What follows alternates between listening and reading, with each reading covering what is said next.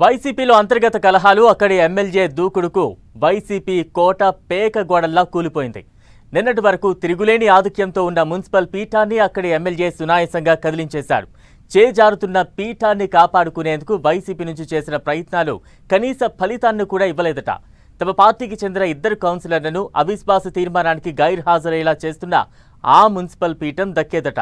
అసలెందుకు అక్కడ వైసీపీ అంత బలహీనంగా ఉంది? టీడీపీ ఎమ్మెల్యే దూకుణ్ణి ఎందుకు తట్టుకోలేకపోతోంది? మున్సిపల్ పీఠం చేజార్చుకోవడానికి కారణాలు ఏంటి?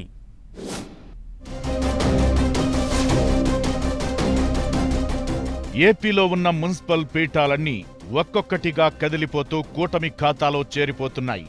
అలా వైసీపీ మున్సిపల్ పీఠాలను చేజేతులారా చేజార్చుకుంటోంది.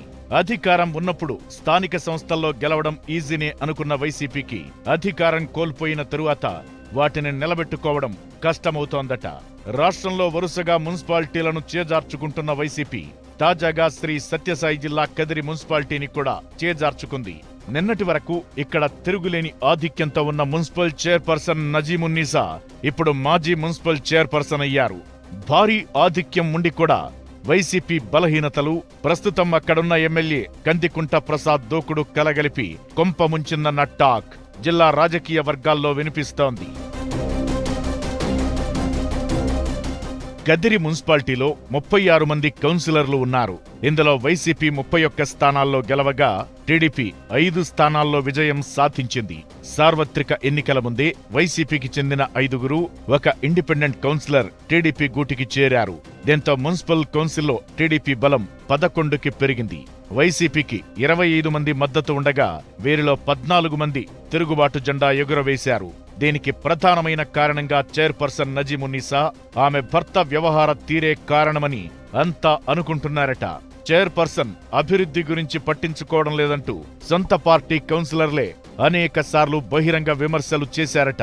సార్వత్రిక ఎన్నికల్లో కూటమి అధికారంలోకి రావడంతో చైర్పర్సన్ పై మరింత స్వరాన్ని పెంచారట.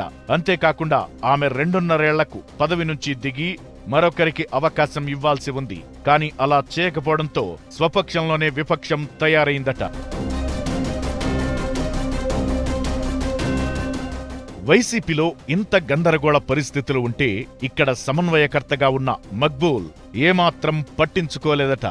ఆయనపై కొన్ని భూ వివాదాలు ఉండడంతో కేసులు కూడా నమోదు కావడంతో అప్పట్నుంచి అంటి ముట్టనట్లుగా వ్యవహరిస్తున్నారట. సరిగ్గా వైసీపీకి ఉన్న ఈ మైనసే కూటమికి బాగా కలిసొచ్చిందట. తెర వెనుక ఎమ్మెల్యే కందికుంటే ఈ మొత్తం వ్యవహారాన్ని నడిపించారట. కౌన్సిలర్లను క్యాంపుకు తరలించి పక్కా వ్యూహంతో కథ నడిపించి చివరకు చైర్పర్సన్ను దించేశారట. మొత్తం 25 మంది కౌన్సిలర్లు అవిశ్వాస తీర్మానానికి హాజరు కాగా వైసీపీ చైర్పర్సన్ పక్షాన నిలబడిన 11 మంది గైర్హాజరయ్యారు. 25 మంది చైర్పర్సన్ కు వ్యతిరేకంగా ఓటు వేయడంతో ఆమె పదవి కోల్పోయారు. అయితే త్వరలోనే మున్సిపల్ చైర్పర్సన్, వైస్ చైర్మన్ ఎన్నిక జరగనుంది. వీటిని కూడా కైవసం చేసుకునేందుకు కూటమి పావులు కదుపుతోందట.